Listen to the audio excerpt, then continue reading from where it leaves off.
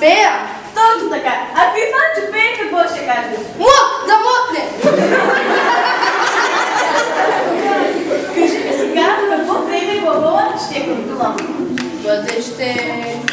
Невъзможно! Какво иска да каже авторското време, което запознахме в миналия час? Ами как какво? Той каквото е искал да го каже, го е написал. Ти какво си чул за напоследък, бе? Госпожо, не го познавам, нямам го във фейса. Ето на буквото има само 4 грешки, а над има с 3 букви. Ти пък кой си, бе? Аз съм Спиро Робър. От той е път. Чеки да се огледам, че не съм идвал. Да, той е клас съм. О, здрасти, Мацо. Ами, аз знам всичко за това. Сядай, яднеш ли ти и аз те питай. Не само пикам стола.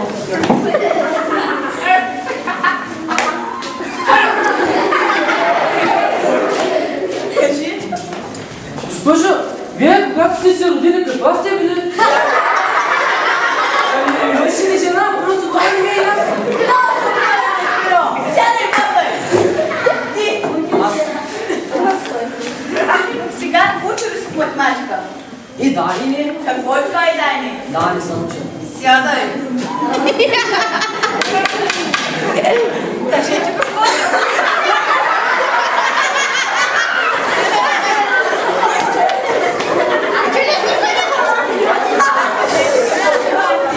Ти защо не ме пишеш? Майки, пишеш отсъствия. Ти коя си ме? Защо си отварна?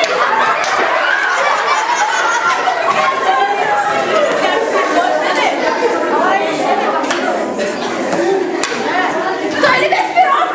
Той ли? Ще видиш ти. Не ти си в компютър. Ще видиш.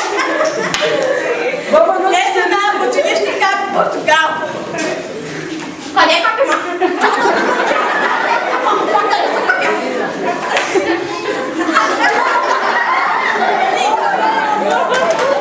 Кажи ми сега колко ще получи, когато съберем 2 плюс 3 плюс 4 плюс 5 плюс 6.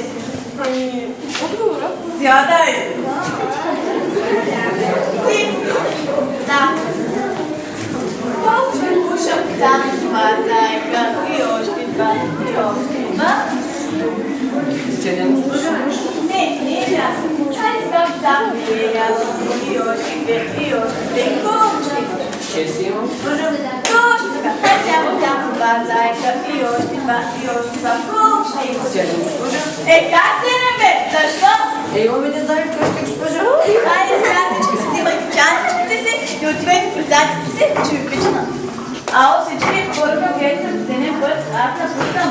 Ще работя в основното Боже, пък там увеличение на заплатата ще да има.